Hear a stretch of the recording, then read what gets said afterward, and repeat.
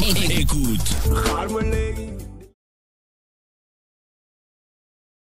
ñu ni nee na ñoo bokk réew mi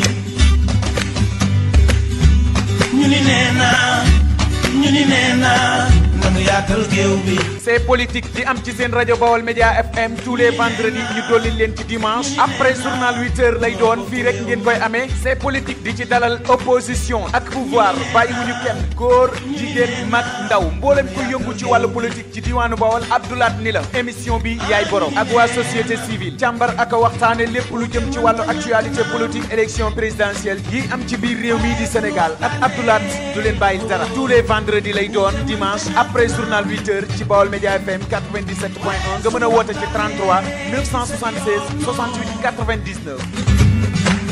ku nekk naa mën a jox leen ma réew mi maa ko engal gaal gi ku nekk naa mën a. asalaamaaleykum mbokk yi di bàyyi xel ci 97.1 rajo Baol Média FM ak tamit sunu support ci online ci www baolmedia info ak baolmedia.net tey nag ñu am mbégte àndaat ak yéen ci sunu émission bi di C'est politique te ñu koy am chaque vendredi ak dimanche ginnaaw journal 8h30 bi tey nag ñu fas yéen seqal kenn ci ñi nga xam si ne ñooy laaj booga comment dirais di nekk ci langue politique bi fii ci Baol waaye itam di jàppale kenn ci seen i. kenn si ñi nga xam si ni ñooy laaj baatu réew mi ku ci mel ne Sonko tey nag moom la ñu dalal muy Landing Coly moom nag di plénipotentiaire de la coalition Sonko président waaye itam nekk chargé des élections au niveau départemental de Mbacké moom la ñu fas yéene seq waxtaan tey jii kon nag auditeur ak auditrice lañu koy bàyyi rek mu fas yéene mu def lii di présentation après ñu dugg li nga xam si ne mooy waxtaan bi. voilà salaamaaleykum mbokk Mbacké mbokk. Touba mbokk département Mbacké mbokk communes yi sympathisants militants responsables Pastef responsable Sonko président à travers les communes à travers tout le département voilà ma commencé waxtaan bi man monsieur Coly jàngalekat la yàgg naa fi lool. def naa fi ñaari fukki at ak ñett li ma am yépp fii laa ko amee maa ngi ñuy ñépp ñuyu borom dëkk bi le khalife général des Mourides Sëñ Mountakha et ma nuyu aussi le khalife général des Baye Fall sëñ Jëmb Fall ñooñu yëpp yàlla ñu gudd fan yàlla bépp ñaan bu ñu ñaan ci jàmm dëkk bi ci jàmm ci avancement dëkk bi yàlla nangu ko maa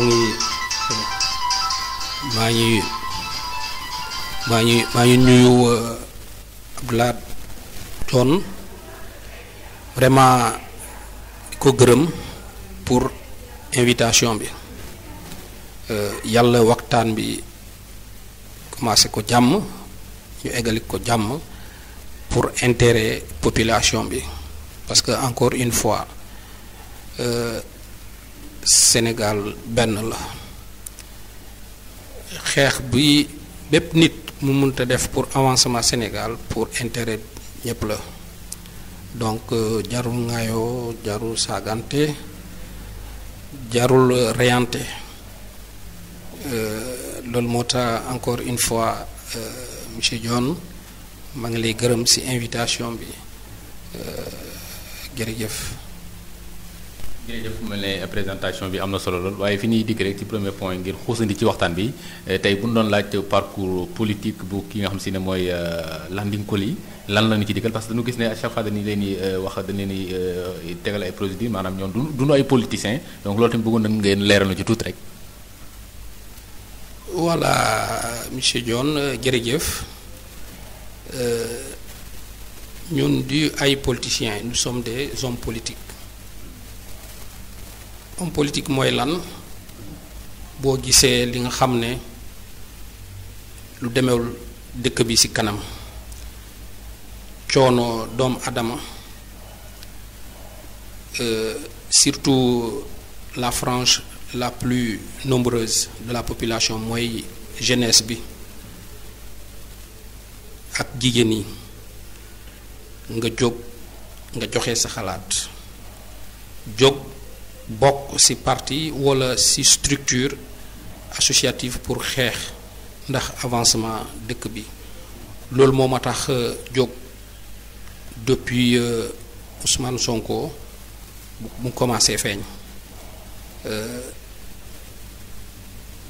merci monsieur Dione. jërëjëf nga digg ba tey par exemple tey lan moo waral tey sa adhéré ci Ousmane Sonko relation yi ngeen am ba tax tey mu samp la fii ci département Mbacké. loolu vraiment boo ma ko laajtee dinaa kontaan lool Ousmane Sonko maa ngi ko commencé suivre depuis bu mu nekkee syndicaliste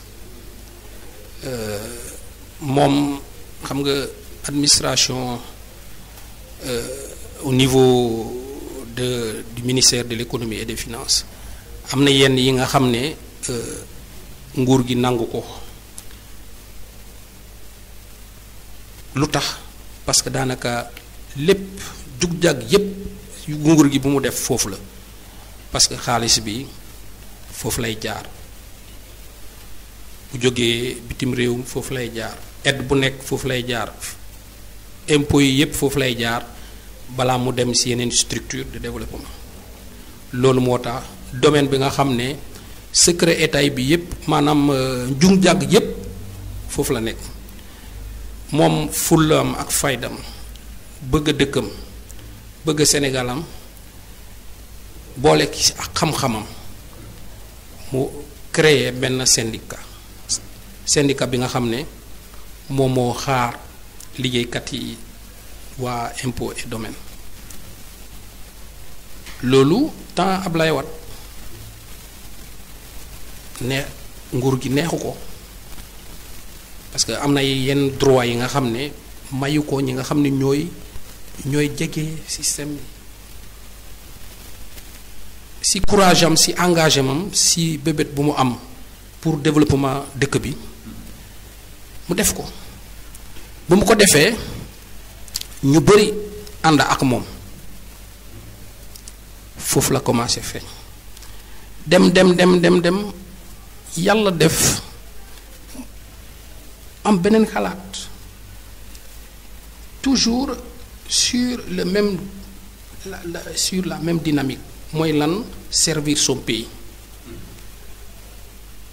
moom ak naatangam ak yeneen cadre que ça soit à l'intérieur même du ministère de l'économie et des finances et parmi ses amis de promotion et certaines relations yu mu am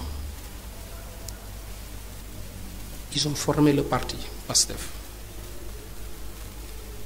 mais la structure du PASTEF est différente dafa ute ak yeneen parti parce que yeneen parti nit moo jóg avec ses moyens mu former ko daanaka parti Sénégal yépp les partis traditionnels noonu la le PASTEF que dirige Ousmane Sonko est totalement différent des autres partis tey PASTEF c'est un ensemble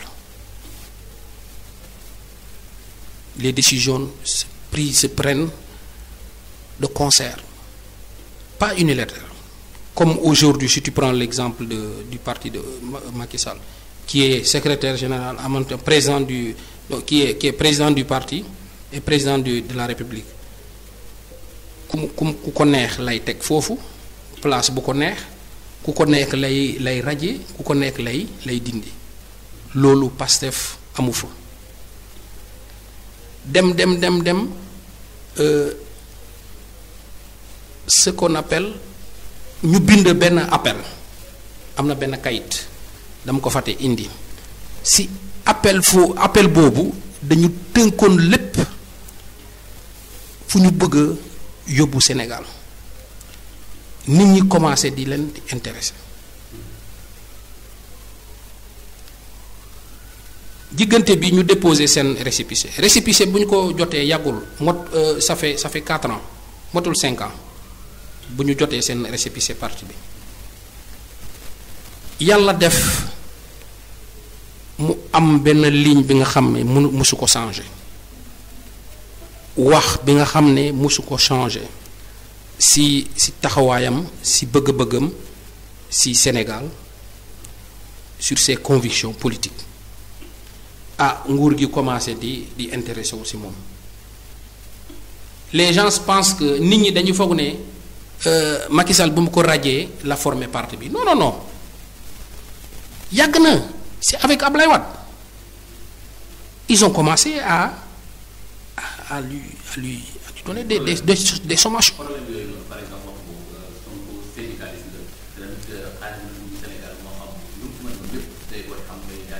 Ouais.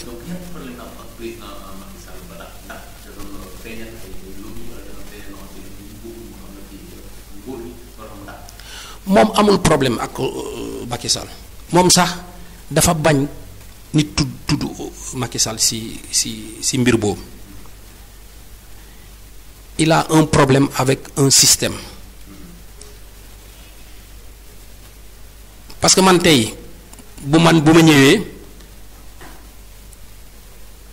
xam naa ni yow da nga am teñ si kii bi si bopp bi xam nga teñ généralement saleté moo ko tax teñ si bopp saleté moo ko tax mag bu am teñ surtout un jeune ku am teñ góor bu am teñ mooy du sangu même bu dee day sangu du sangu saabu man bu ma ñëwee ma ne la teñ mu ngi si bopp bi ba ma génne benn teñ si kii bi sa kanam nawle yi est-ce que da ngay kontaan tu vas chercher tu vas chercher à se venger.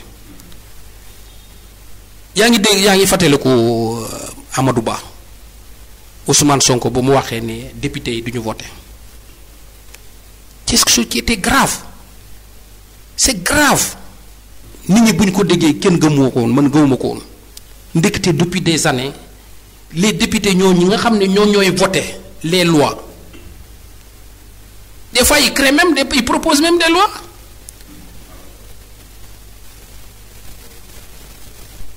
ñoom ñoo dul fay impôt c'est très grave loolu moo metti nguur gi ba le ministre de l'économie et des finances mooy Amadou Ba mu ne Ousmane Sonko aura une réponse politique mooy lan mooy radier ko sur sa fonction publique. Monsieur Dione c'est très grave depuis 6 ans wala depuis 3 ans sa yaay xaw ma ndax béykat la wala fonctionnaire la wala leneen bu dee jaaykat caaf booy dem école mu dox la 10 francs wala mu génn la téere mu solal la ba nga dem ba nga am liggéey pour delloo ko njukkal keneen ku nga xam ne yàlla ginnaaw yàlla ñun ñii population ñoo ko voté ñëw rajo la parce que yàlla daf ko may pouvoir c'est grave musul am.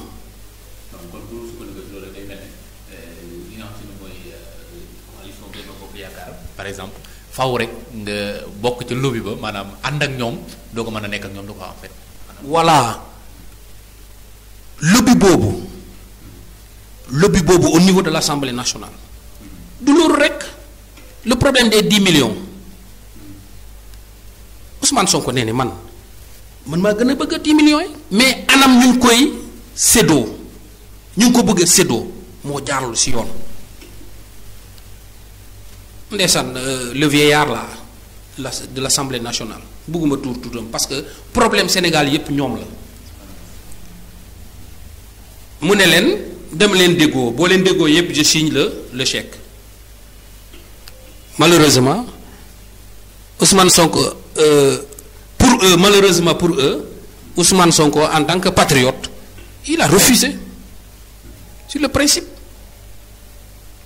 il a refusé on l'a diabolisé wax nañu lu nekk ci moom mais jàllul pourquoi parce que la population en majorité jeune plus de 60% de la population est consciente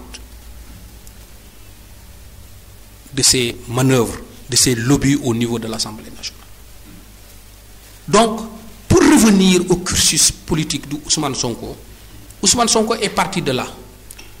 Depuis qu'il a commencé bu mu commencé di révéler di feeñal les injustices au niveau de certaines institutions nguur gi mu ne kii il faut ñu arrêté ko mais booy arrêté nit da ngay ci di le contraire lu mu wax. jeunesse bi ak jigéen ñi ñëpp bëgg nekk ginnaaw Sonko sans moyen sans dara ñu bëggal ko seen bopp sunu loolu. non c'est le cul pas ça Sonko wax na ko nee ne moom léegi kebam léegi la gën a tooy mais vous vous rappelez le premier ministre daf ko invité woon à un colloque international sur le pétrole et le gaz ba journaliste yi laajte ko mais yow lu tax nga répondre à l'invitation et puis yow ak nguur gi neexoo la mu ne leen non dañu ma invité sur la question bi nga xam ne man boobu laa nekk di xeex man su ma ñëwee pour la population mais loolu du ma empêcher du ma tere ma wax lu xew loolu moo tax ñu bëri dañu foog ne Ousmane Sonko bu mu créé parti bi xëy na Macky Sall bu ma ko daxee la créé parti bi déedéet c'est avec Macky Sall avec qui Ablaye Wade qu'il a commencé à parler à donner ses avis sur le fonctionnement de ce pays-là. Est-ce que loolu moo tax ñu jàpp ne par exemple c'est un anti-système bokk na ay xalaat ak gëm-gëm ak kii di mettre Ablaye Wade. Oui parce que keroog j'ai écouté les journalistes qui le posaient la question ñu ne mais yow tu te bats pour ce système-là contre ce système-là mais Ablaye Wade est le sopi de ce système-là mu ne non mu ne leen il faut pas personnaliser le système. Le système c'est pas un problème de personne du nit déedéet doxalin la si système boobu am na ñi nga xam ne ñoo ko gën a dëggu ñoo ko gën a juste wax na ko ñu ngi ci système bi mësuñu lekk xaalis ñu suñ nangu corruption mësul détourner c'est un ensemble. loolu moo tax nit ñi il faut nit ñi leeral leen Ousmane Sonko créewul parti bi Macky Sall bu mu ko radier déedéet c'est durant le règne de Ablaye Wade. ngeen dégg ci seen relation ak maître Ablaye Wade relation boobu bonne relation la jàpp nga ne par exemple su dee joxee consigne de vote wala su demee bay jàppal ndomba kenn kii di Sonko lay doon. journaliste yi dañ ko posé question boobu mu ne moom taxu ko jóg. ay consigne de vote taxu ko jóg pourquoi mu dem répondre Ablaye Wade parce que Ablaye Wade c'est son grand-père mu ne c'est ton grand-père maamam la ancien président la c'est son conseiller loolu dong la am na li nga xam ne du ko wax mu ne Ablaye bu demee sur les 5 candidats mu tudd ko ba mu wax ko qualité am bu mu am ci 5 candidats yi loolu romb na jàppale loolu rek doy na ko consigne de vote il en a parlé mu ne son programme c'est contre tout le monde parce que ñu bari dañu foog ne peut-être moom bëggul allié déedéet am na ñu ñëw ci moom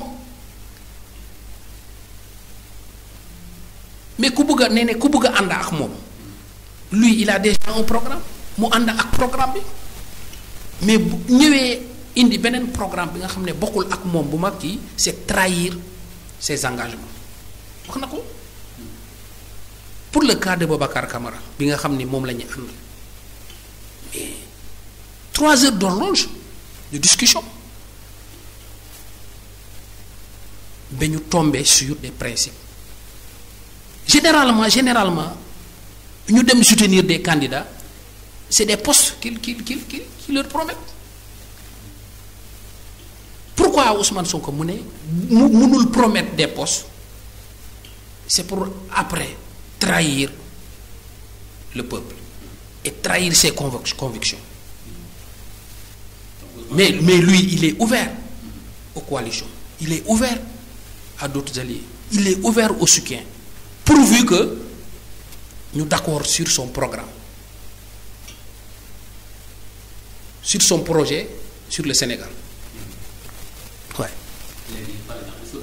Par exemple gis nañ ne yéen ak kii di waa coalition Gëm Sa Bopp di comment Bougane ngeen dani daan gis ngeen ni am ay rapport daana gis ay photo et tout ba ñu bëri jàppoon ne moom lay jàppale moom Sonko léegi est-ce que du na par exemple da ngeen bëggul programme wala da ngeen di déggu ci wala poste la doon laaj ci loolu moo war a rupture boobu noonu am automatiquement. Tu sais Ousmane Sonko il est trop intelligent parce que buy wax surtout sur des questions aussi importantes sur la politique day englober il englobe dañ ñëw na si ñun ba la presse même bind ne Bougane Dany et soutient Ousmane Sonko mais tel n'est pas le cas. Ils ont eu des points de convergence. Il y a eu peut-être plus de points de divergence que de points de convergence. Loolu moo tax mun noon ànd mais c'est des jeunes ils ont presque le même âge ñu ngi ambition ñoo bokk ambition donc bu ñu àndee c'est une bonne chose c'est une force et j'en suis sûr ils vont se retrouver. Ils vont se retrouver parce que je suis sûr que Macky sax du am deuxième tour du dem ba deuxième tour Macky du dem deuxième tour. Non Sonko day jël premier mais peut-être il n'aura pas les 50 plus de 50%, mais il sera le premier xëy na Idrissa Seck topp ci wala Issa Seck mais Macky Sall du dem deuxième tour du fa dem j'en suis sûr du fa dem.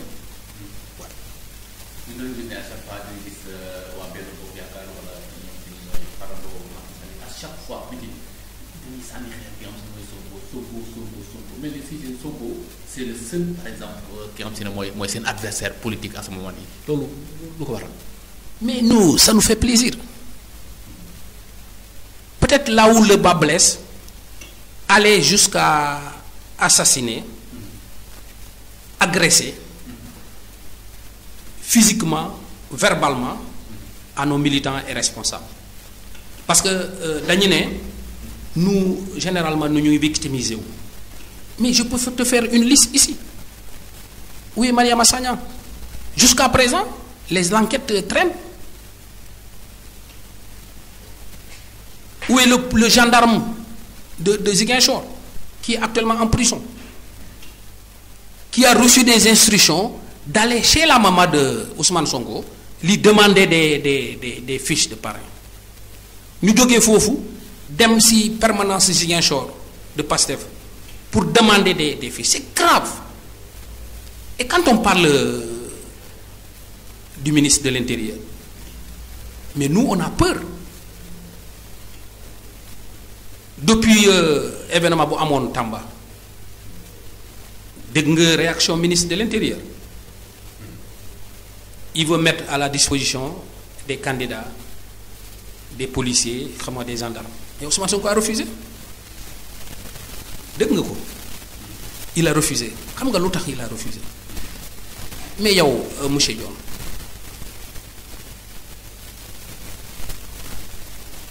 sama dëkkandoor nga yónni sa doom ñëw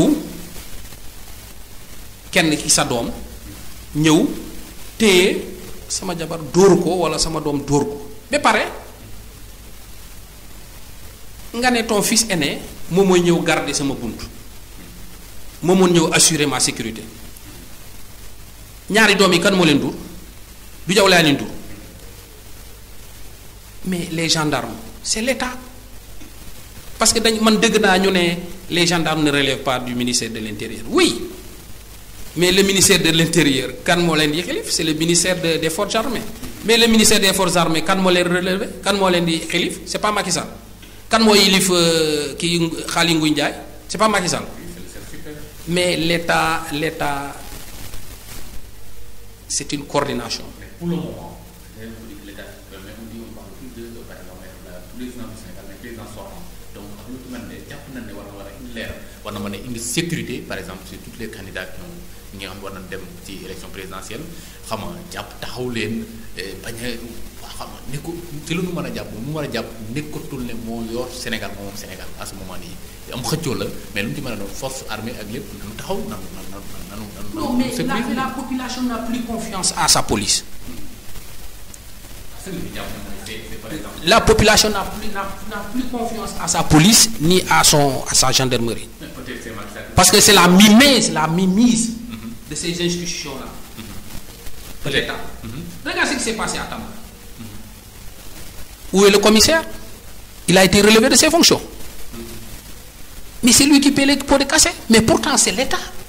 C'est Macky Sall. Donc, moi, je me rappelle, à chaque fois, toujours à ce moment, c'est Macky Sall qui va donner des ordres. Voilà, l'autre mot mané là. Moi, mon ennemi qui m'envoie une protection. Mais c'est. Amoul ben dof ko wara accepter. Tu me parlais tout à l'heure d'un année, l'État. Il y a certains. Quand bon mané établi, le gouvernement, le parti au pouvoir, leur cible c'est Ousmane Sonko. Il fait peur. Il fait peur. Tu sais, il y a les institutions internationales. Est-ce que tu sais, il y a même là, il y a les institutions internationales qui lui donnent les sondages, qui est à son défaveur. Moi, l'autre mot waral l'acharnement sur le jeune candidat. Le plus jeune candidat de l'histoire du Sénégal, c'est Ousmane Sonko. 41 ans. Moussoul Am. Donc, même il fait peur parce que lui, Ousmane, mais regarde la manière de faire la politique de Ousmane, à l'américain. Moi je le dis Obama, il ressemble même à Obama. Ousmane Sonko, quand il parle, c'est des chiffres à l'appui. Quand il parle, il fait appel à des textes, il fait des précisions que ces gens-là ne demandent pas. Il fait peur parce que il sait que dans leur camp même il y a des partisans de Ousmane Sonko. Il fait peur. Gis nga Macky Sall du dem deuxième tour maa la ko wax il n'ira pas au deuxième tour. Donc de manière générale gis nga tamit comme yéen am ngeen doole yi ñëpp ñu ngeen kii mais am des fois gars yi dañu posé question comme ni nga ko waxee Ousmane Sonko xale la mais par exemple du mënuñu wax âge mais surtout professionnalisme ak tamit li muy incarné donc est-ce que nous ne par exemple nous bañ a def seen xel. Tu parles de l'expérience. Oui, je sais l'expérience. Moi j'ai entendu parler un vieux du PS là, je ne peux pas citer son nom parce que pour me citer son nom un an du ma am xaalis. Je ne peux pas citer son nom. Mu ne on ne va pas voter un jeune. On ne va pas voter un jeune sans expérience. Mais leur expérience, c'est quoi? C'est sur les détournements. Leur expérience, c'est quoi? C'est les lobbies. Leur expérience, c'est quoi? Ce sont les meurtres. Leur expérience, c'est quoi? Oui ou quoi? Leur expérience, c'est quoi? C'est les limogeages. Hein? Leur expérience, c'est quoi? Hein? C'est l'intimidation. Leur expérience, c'est quoi? C'est le limogeage. Leur expérience, c'est quoi? C'est créer des institutions. Donc, très bien. Dans une minute ou deux minutes, par exemple, son politique générale de Macky Sall et son bilan. Non, le bilan de Macky Sall. Mais Macky Sall, il ne peut pas parler de bilan. Il va parler d'évaluation. Amène-moi le truc là. Macky Sall, il va nous faire une évaluation, pas un bilan. Parce que Macky Sall a eu à promettre partout des milliards. partout des milliards, il a promis partout des milliards. Si tu prends le cas de Tamba, plus de 100 milliards. Bogné Saint-Louis, plus de 180 milliards. Hein? À Ziguinchor, il a promis 300 milliards. Boudemate Fofo. Mais est-ce qu'il va parler de qui? De programme. Il va parler d'évaluation. Man maa leen promettre lii durant 7 ans. Man maa leen promettre lii durant 7 ans. 7 ans yi jeex na. Lan laa def lan laa defut. Si tu prends monsieur John, le cas de Mbacké, man des fois damay jooy. Je te dis que j'ai fait 23 ans ici. Je n'ai jamais entendu parler de chez mon directeur de l'assainissement de Mbacké. Je pense que tu es né ici. Bu tawee fii Mbacké. Mais c'est pas possible. C'est le travail Mais on a dit, il a dit même qu'il a oublié Mbacké dans le cadre du PQDC. Si tu prends le troisième plan de l'acte 3 de la décentralisation, il faut interroger les maires. Si tous les maires de l'opposition, bon andolé ak mom do am financement. Malheureusement, notre maire là, il a fait un mauvais choix. C'est pourquoi ça va lui coûter cher. En politique. Non, ils font dire que par exemple, c'est un autre sac. Pourquoi? Dans un def social, il faut tamit ñuy bàyyi xel Sénégalais l'homme qu'il faut, la place qu'il faut. Peut-être da ngay def social, dem ba nit ñi xam la nga laaj li nga xam seen mooy mairie wala nga laaj benn fonction politique. Te je pense que loolu day dem ba certain moment day indi gàllankoor. Est-ce que loolu moo dal maire bi? Oui.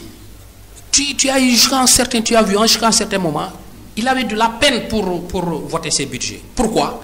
Il avait même parmi les conseils là une opposition. Parce que l'Union waxante ak xalé yi, la majorité les jeunes, les conseillers, la majorité, je connais un mouvement qu'il a soutenu. Mais mu dem tok fu mu tok ni. Mais au finish, il n'a pas respecté l'Union waxante. Heureusement, c'est le préfet qui intervient pour faire un forcing, surtout sur les votes certains budgets. Mais dang may wax Abdoulahad, wax ma benn réalisation de l'État ici. Peut-être qu'il a au Sénégal. Non, ça c'est Touba. Mais wax ma Mbacké, je veux dire Mbacké. Non, Mbacké, je pense que c'est le travail du mairie, comme je l'avais dit. Non, attends. Il y a certains projets qui relèvent de l'État. Que la mairie, des fois, c'est un exécutant. Hein? Dans le cadre de la dotation, hein? Tu sais, la mairie, c'est une institution en plein exercice.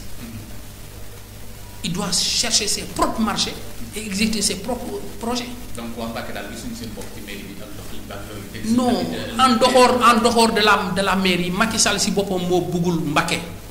Non, loolu wax na ko par exemple wax na ko taxale moom wax na gagné même si solo wax na ko nee na Sénégal mën ko gagné sans même bu fekkee sa Mbacké waaw même su fekkee sa Mbacké voté la leen tamit Touba nekkul par exemple li nga xam si ne mooy électoral bi nga xam si tamit mën na tax ki nga xam si ne mooy président de la République gagné donc yooyu yëpp dégg nañ ko fi mais fi ñu digg rek mooy par exemple ñu nga wax ko tey wax nga ci programme wax nga ci comment dire ci par exemple politique générale bu par exemple Benno Bokk Yaakaar mais fi ñu bëgg nga dugg par exemple yéen seen campagne maanaam seen naka ngeen ko bëgg wala seen plan de campagne wala programme baak yooyu nga xuus ne tout ndax ñi lay déglu muy auditeur auditrice Baol Média FM. Voilà monsieur Dione merci man en tant que plénipotentiaire li ma la mën a wax mooy yàlla def na suñu coalition bi daanaka boroom xam-xam moo ko ŋànk par rapport à notre engagement. Je dis que je parlais tout à l'heure de moyens mais boo amee conviction amoo moyen da ngay dem parce que looy def loo am rek da nga xam fooy dem mais boo amulee conviction nga am beaucoup de moyens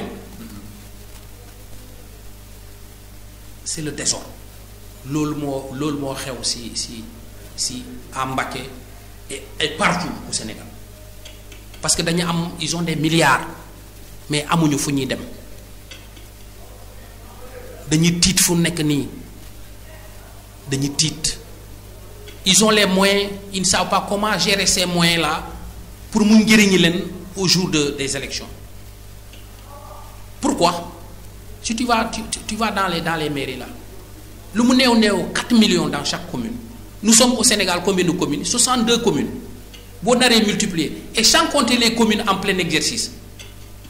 Ils vont verser là-bas plus de 5 millions. Bon, calculer, c'est plus de 2 milliards. Mais c'est l'argent du contribuable. C'est pas normal. Malheureusement, cet argent ne le porte pas bonheur. C'est des problèmes de gestion. Léegi man maa ngi ñëw pour te parler des élections. Nous ici pour les qui sont ici à Mbacké, il y a 12 centres de bureaux. Il y a 12 centres de vote. 75 bureaux. Yàlla def na on a couvert presque les 100% en représentant de bureau et mandataires. Au niveau de Touba, sur le côté des mandataires, je pense qu'il n'y a pas de problème. Mais sur les bureaux aussi, il n'y a pas de problème. Nous avons, sur l'étendue électorale, l'étendue de la carte électorale départementale, nous sommes à 99, mais en collaboration avec des plénipotentiaires des autres coalitions qui sont de l'opposition, nous sommes en train de travailler la main dans la main. D'ailleurs, la preuve, avant-hier, tu as assisté à notre déclaration. Nous l'avons rédigée ensemble. C'est très important. Et une occasion aussi pour encore faire présenter notre condoléance aux familles éplorées, civils et militaires, surtout notre militant et collègue Arona Diémé, qui a perdu la vie au retour de leur convoi lors du meeting du président au sud. Ouais. Donc, M. John, machallah, malgré l'absence de moyens, à travers des volontaires, mandataires et représentants de bureaux, on a su vraiment couvrir tout le département en représentant de bureaux et en mandataires. C'est le lieu pour moi, m'a lancé un appel aux militants, aux responsables, surtout aux jeunes, pour créer un bouclier autour des bureaux, pour empêcher toute velléité de fraude de la part du pouvoir. Si nous votons, nous dem fen. Jusqu'à minuit, nous sommes ci bureau yi, ngeen tok, ngeen xaar. Et à ma qualité de plénipotentiaire au niveau départemental, après, vous décès 3 jours au niveau des sous-préfectures et préfectures, les préfets sont tenus de nous donner une liste, ils sont tenus à de nous donner des indications sur le trajectoire des convois, des dossiers, certains documents relatifs aux élections.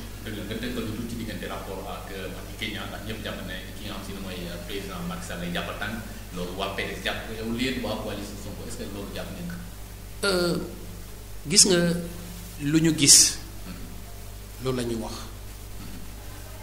mais dégguma en un seul instant sama président mu wax lenn li nga xam ne lu demee ci comportement Madické Niang par rapport à Macky Sall. C'est un peu rassurant parce que fu mu nekk mu ngi critiquer le pouvoir en place mais nous sommes en politique. Ce qui se passe derrière, on ne peut pas le maîtriser. Donc, Madické, on n'a pas de problème. Madické n'a pas de problème avec Sonko. Madické, la coalition Madické 2019 n'a pas de problème avec la coalition Sonko 2019. Tu sais, en dehors de la politique, il y a des relations personnelles. Man, l'appel que vous m'avez lancé, le véritable changement, Monsieur John, changement c'est Ousmane Sonko. Bo voté lenen da ngay sonal sa bopp bu dee da nga daan lekk kébu gën bu amul gën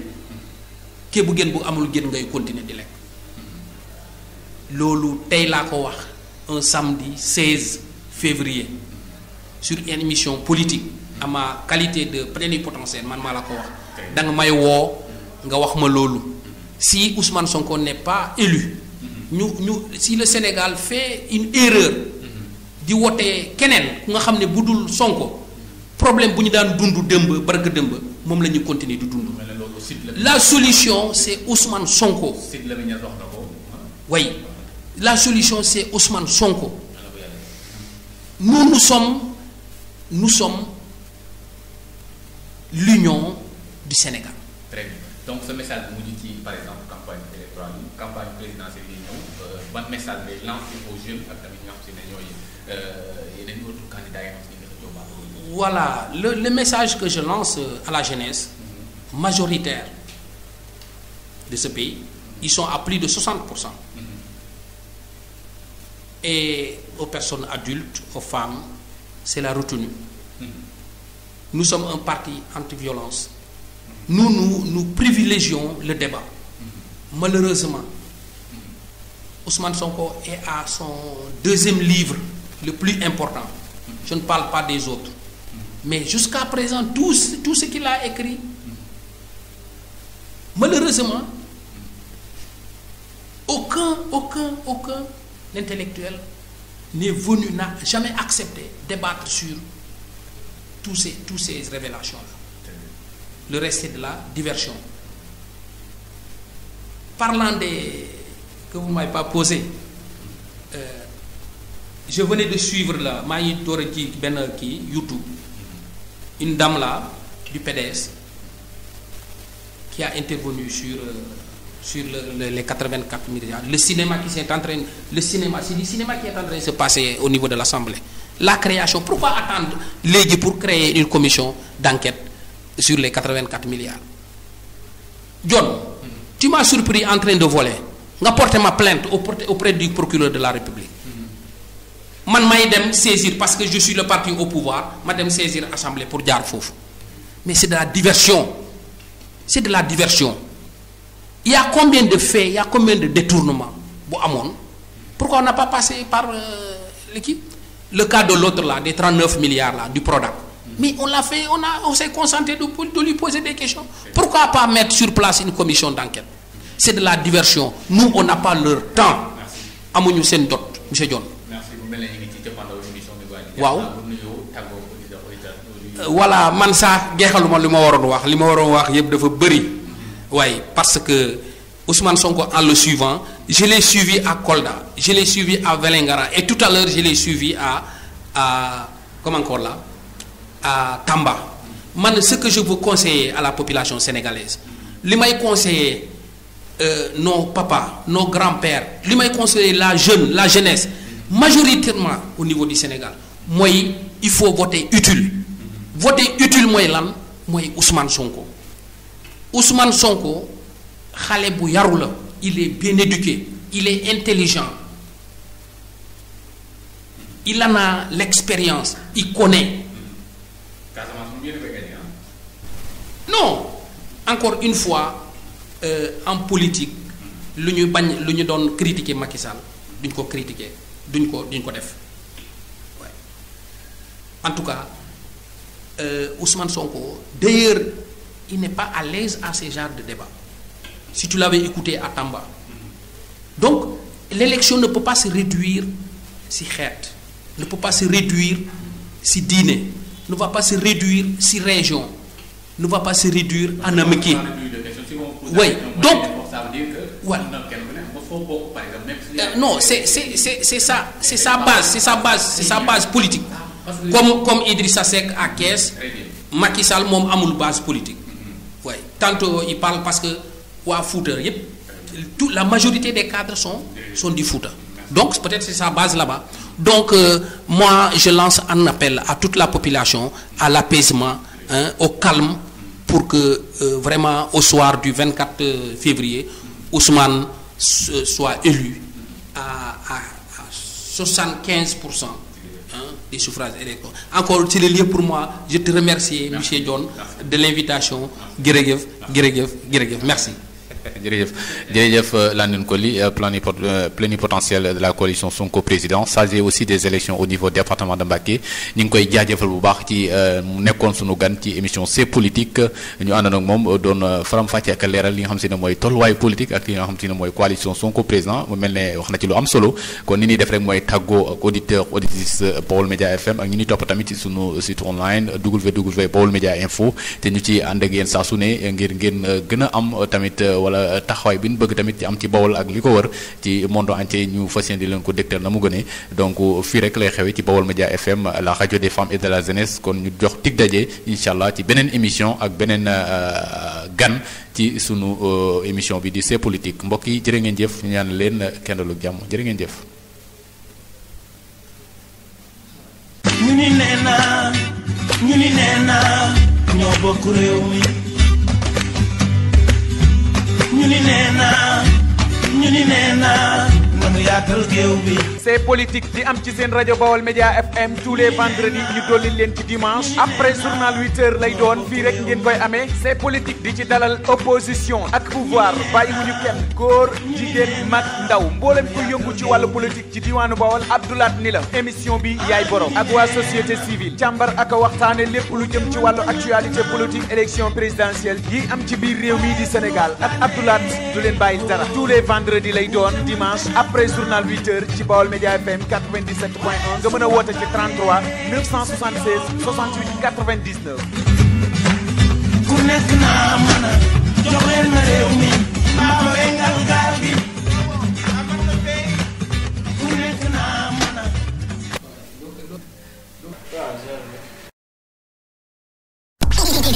Écoute. xaal ma léegi déglu rajo Baol Média fii ci Mbacké table caabi bul daw média bi lay leeral waxi mag dugal wax sa soxla 33 976 68 99 ñëpp ci xajarul 6 ana saay ma room